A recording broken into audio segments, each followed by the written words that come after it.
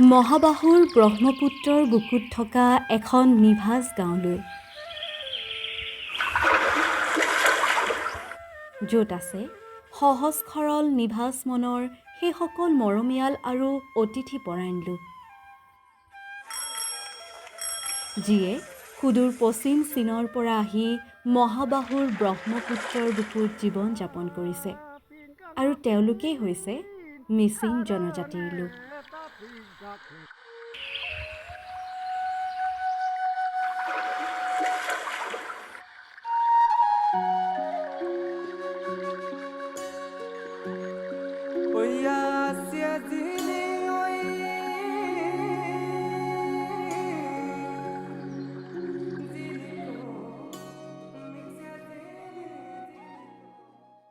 এতিয়া আমাৰ ডকুমেণ্টত মিচিং বুলি নাই, মিৰি বুলিহে জনা যায়। যেতিয়া ভাৰতবৰ্ষৰ ইংৰাজী ৰাজ কৰিছিলে তেতিয়াৰ পৰা আগতেও মিৰি আৰু এতিয়াও মিৰি, আৰু বহুতো ইংৰাজৰ ডকুমেণ্টত পোৱা যায় আমাক মিৰি বুলিহে লিখিছে। আমাৰ মিৰিসকলৰ উৎপত্তি চীন আৰু তিব্বততে, আৰু তেনেকৈ এবছৰ দুবছৰ বা 100-200 বছৰৰ কথা নহয়, হাজাৰ হাজাৰ বছৰৰ আগৰ কথা। কৃষিভিত্তিক কামত আমি জেগা সাল সলনি কৰি ফুৰোঁ। ধৰক এটা জেগাত নদীৰ সুবিধা লয় খোৱা পানীৰ কাৰণে, মঙলিয়াত আকৌ খেতি কৰা মানুহ, কৃষি উপাৰ্জন নাই, তাত বৰফে ঢাকি থৈ দিয়ে গোটেই পাহাৰবিলাক, আৰু ঘৰ বনাই থকাৰ সুবিধা নাই, তাত গুফাবিলাকতে মানুহে থাকে আগতে। তাত যিসকল মানুহক লগ পোৱা হৈছিলে সেইবিলাক মানুহ তাৰমানে ভাষা এনেকৈ মিলা নাছিলে, কিন্তু কেইবাবছৰো থকাৰ পিছত ইহঁতৰ লগত ভাষাৰ মিল হৈ গৈছিলে আৰু কৃষ্টি সংস্কৃতি মিল হৈ গৈছিলে। তাৰপিছত বহুত বছৰৰ পিছত আমি আগৰ জেগালৈকে উভতি যাওঁ বুলি এটা নদী ফ'ল' কৰি আহোঁতে আমি চিয়াং নদীক লগ পালোঁ। 4000 বছৰ আগতে পশ্চিম চীনৰ পৰা আহি অৰুণাচলৰ সোৱণশিৰি আৰু চিয়াং নদী দাঁতিকাষৰীয়া অঞ্চলত বসতি স্থাপন কৰে।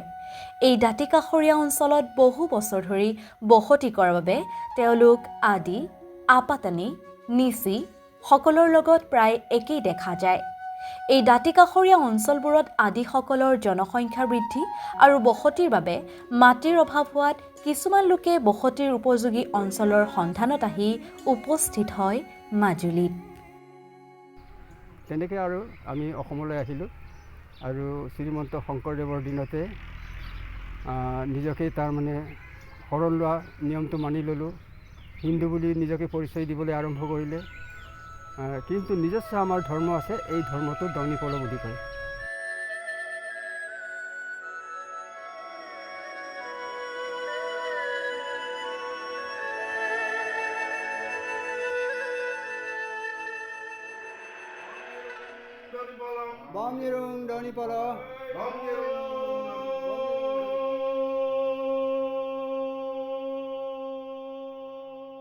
ইন্দ্ৰ পূজাটো আমাৰ পৰম্পৰা পূজা।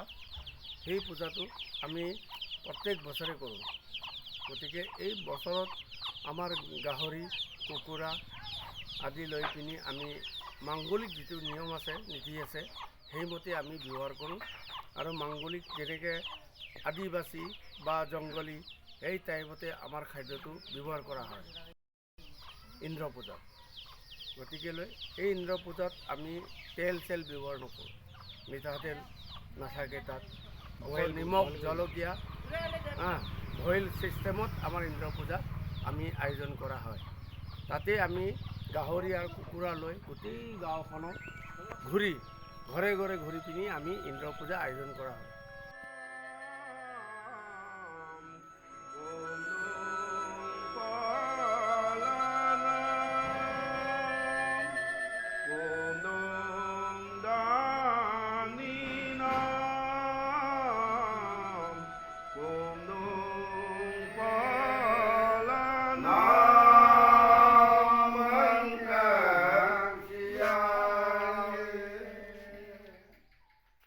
আমাৰ মিচিঙৰ কৃষ্টি সংস্কৃতি, সকাম নিকাম এইবিলাক বহুত আছে। তাৰে ভিতৰত আমি আলি আই লৃগাং উৎসৱটো কৃষি উৎসৱ বুলি ফাগুনৰ প্ৰথম বুধবাৰৰ দিনা পালন কৰোঁ।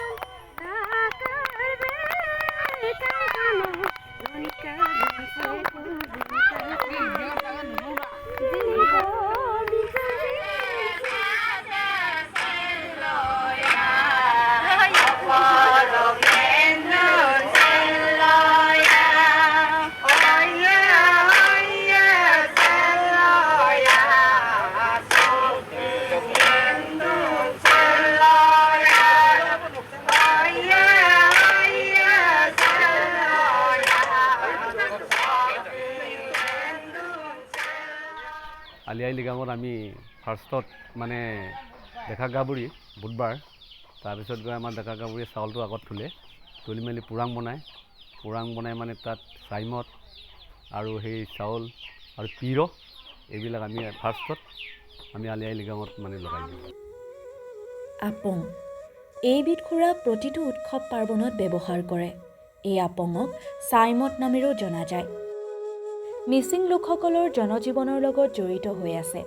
তেওঁলোকে পৰম্পৰাগত পানীয় আপং মিচিং মহিলাসকলে ঘৰুৱা কামৰ লগতে প্ৰস্তুত কৰি উলিয়াই আপং বা চাইমদ।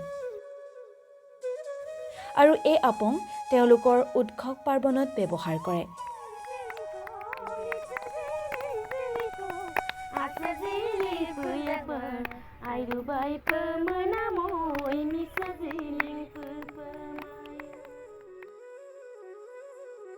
নৈপৰীয়া মিচিং লোকসকল কৃষি ক্ষেত্ৰতো পাৰ্গত।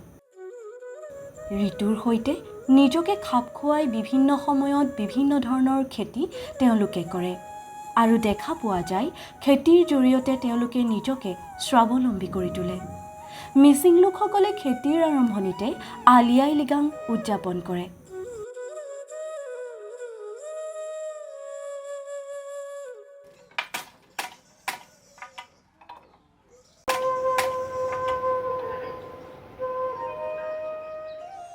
আমাৰ কাপোৰ কানি বোৱাত আগৰ পৰা উন্নত আছিলে। মহিলাসকলৰ বুঢ়া মানুহক ভাল ভাল কাপোৰ বনাই দিয়ে, যিটো ঠাণ্ডাৰ দিনত ল'বলৈ তাৰমানে গাদু বুলি কয়। এতিয়া গাদুটো বনোৱা নাই, বহুতেই এনকুৱাৰী কৰি ফুৰিছে গাদু বনোৱা মানুহ কোন আছে। আমি গাদু বনোৱাটো আমাৰ আইতাক দেখা পাইছিলোঁ। আইতাৰ পিছত আমাৰ মাহঁতে গাদু বনাবলৈ এৰি দিলে। আমাৰ আইতা প্ৰায় তেতিয়াতো আমি 8-9 বছৰীয়া বয়সৰ 52-53 চনতে আইতা ঢুকালে। মনতহে আছে আইতা আছিলে, আইতা ঢুকালে বুলি। তেতিয়া মোৰ বয়স কিজানি 8-9 বছৰ মানে হ'ব নেকি, তেনেকুৱা। আইতাহঁতে এই গাদু বনাইছিলে আৰু চব মহিলাই তাৰমানে শিপিনী আছিলে, নিপুণ আছিলে কাপোৰ কানি বনোৱাত। তেনেকৈ কাপোৰ কানিৰ অভাৱ নাছিলে আৰু নিজে সূতা তৈয়াৰ কৰে কপাহেদি।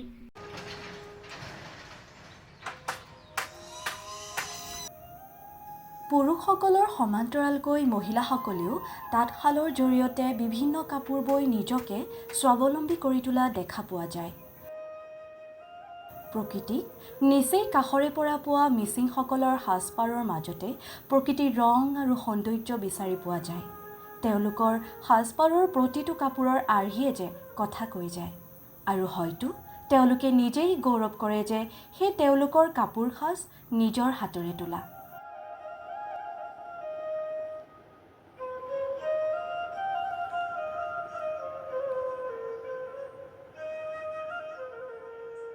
যাতায়াত আমি ডাঙৰ দীঘল হোৱালৈকে প্ৰায় আমি চৰকাৰ গঠন নোহোৱালৈকে ইয়াত কোনো ধৰণৰ যাতায়াতৰ ব্যৱস্থা দেখা নাছিলোঁ। কিন্তু 1952 চনত প্ৰথম ইলেকশ্যন হৈ পেলাই চৰকাৰ গঠন হ'ল বুলি কোৱাৰ পিছতে আমি লাহে লাহে কেনেকৈ যাতায়াতৰ ব্যৱস্থা কৰিছে সেইবিলাক দেখা পাইছোঁ। কিন্তু তাৰ আগতে আমি মুঠতে দেখা পাইছিলোঁ এটাই ৰাস্তা, মাজুলীত কমলাবাৰী ঘাটৰ পৰা লোহিত ঘাটলৈ। তাৰ পৰা ইংৰাজৰ দিনৰ এটা ৰাস্তা বনোৱা আছিলে। তাত মাত্ৰ 2 টাইমহে বাছ যায়। ৰাতিপুৱা এটা লখিমপুৰৰ পৰা আহি পেলাই 10টা বজাত ঘূৰি যায়গৈ, আকৌ 12টা বজাত লখিমপুৰৰ পৰা আহি আকৌ 1টা বজাত ঘূৰি যায়গৈ লখিমপুৰলৈ। যাতায়াত হিচাপে গাড়ী মাত্ৰ এটাই চলিছিলে, লোহিত ঘাটটো কমলাবাৰী ঘাট। এই সময়ত বহুত দূৰ দূৰৰ পৰা মানুহ খোজকাঢ়ি আহি যোৰহাট যাবৰ কাৰণে বা লখিমপুৰ যাবৰ কাৰণে এই বাছ ধৰিবৰ কাৰণে আমাৰ গাঁৱতে ৰাতিটো থাকিবলগীয়া হয়।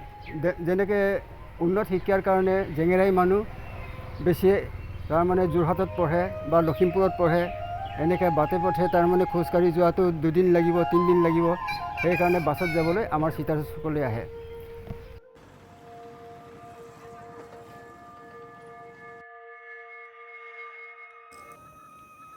নৈপৰীয়া মৰমীয়াল জাতি মিচিংসকল। নদীখনৰ পৰা আঁতৰত তেওঁলোকে থাকিবই নোৱাৰে।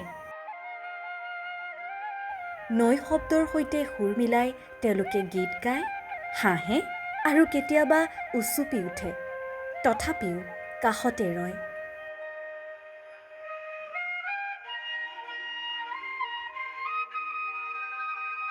মাজুলীৰ নৈয়ে প্ৰতিজন প্ৰকৃতিপ্ৰেমীৰ হৃদয়ত চিৰযুগমীয়া সাজ বহুৱায়। আৰু মাজুলীৰ বুকুত আশ্ৰয় লৈ থকা সৰল মনৰ মিচিংসকলৰ অন্তৰ চুই যোৱা হাঁহি আৰু অকৃত্ৰিম মৰমবোৰে ইয়ালৈ অহা প্ৰতিজন লোকৰ মনত স্মৃতি হৈ ৰৈ যায়।